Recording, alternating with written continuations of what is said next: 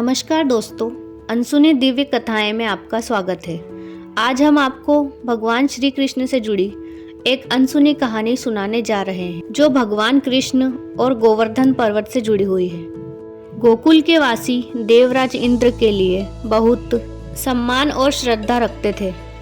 वे इस बात को मानते थे कि देवराज इंद्र वही है जो पृथ्वी पर मौसम को नियंत्रित करते हैं और बारिश कराते हैं। इंद्र देवता को खुश करने के लिए वे बहुत पूजा पाठ किया करते थे। गोकुल में रहने वाले सभी लोगों के लिए यह एक प्रथा की तरह थी। सभी गोकुलवासी इस उम्मीद में पूजा पाठ करते थे कि हमारे गोकुल पर भगवान इंद्र देव का आशीर्वाद हमेशा बना रहेगा। इसके बाद भगवान श्री कृष्ण ने यशोदा जी से प्रश्न किया कि मैया, ये सभी लोग आज किसकी पूजा की तैयारी कर रहे हैं?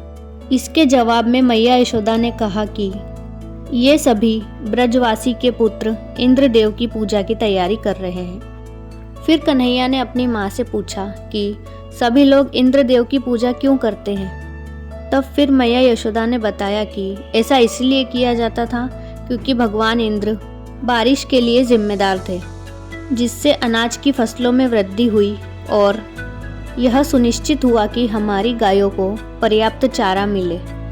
उसके बाद कृष्ण जी ने कहा कि बारिश कराने की जिम्मेदारी इंद्रदेव की है, ये उनका काम है। अगर हम पूजा करना चाहते हैं तो हमें गोवर्धन पर्वत की पूजा करनी चाहिए, क्योंकि वहाँ पर हमारी गायें चरती है और साथ ही गोवर्धन पर्वत से ही हमें फल, फूल, सब्जियाँ और अन्य सभी सामान प्राप्त होता है। यदि पूजा करनी है तो गोवर्धन पर्वत की पूजा करनी चाहिए। इस घटना के बाद सभी ब्रजवासियों ने गोवर्धन पर्वत के पक्ष में भगवान इंद्र की भक्ति को त्याग दी। और फिर जब इंद्रदेव ने देखा कि कोई भी उनकी पूजा नहीं कर रहा है तो फिर वे अपमान से तिलमिला उठे और इस अपमान की वजह से उनका गुस्सा और भी बढ़ गया। फिर उन्होंने गोकुल में रहने वाले गोकुलवासियों को सबक सिखाने का फैसला किया। फिर भगवान इंद्र ने आदेश दिया कि जब तक गोकुल पूरी तरीके से जलमग्न ना हो जाए तब तक बादल बरसते रहने चाहिए। फिर भगवान इंद्र से आज्ञा प्राप्त करने के बाद मेघ जाकर गोकुल शहर पर बरसने लगे। गोकुल शहर के पूरे इतिहास में इससे पहले कभी भी इतनी ज़्यादा बारिश नहीं हुई थी। इतना पानी पहले कभी नहीं गिरा था। हर जगह जहाँ देखो वहाँ पानी जमा होने लगा। पूरा नगर पानी में डूबा हुआ था। यह सब देखकर गोकुल के लोग भयभीत हो गए और फिर वे श्री कृष्ण को खोजने के लिए दौड़ पड़े।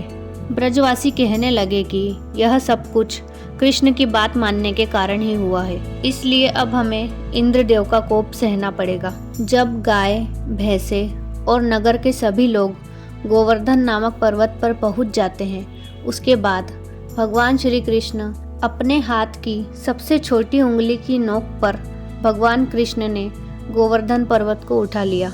गोकुल में रहने वाले सभी लोगों ने उस पर्वत के नीचे शरण ली। श्री कृष्ण द्वारा किए गए इस चमत्कार को देखकर भगवान इंद्र को अपनी गलती का एहसास हुआ। उन्होंने तुरंत वर्षा को रुकवाया।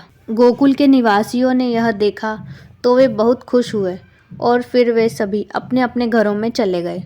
गोकुल में रहने वाले लोगों की जान बचाने के लिए कृष्ण ने अपनी अपार शक्ति का इस्तेमाल किया।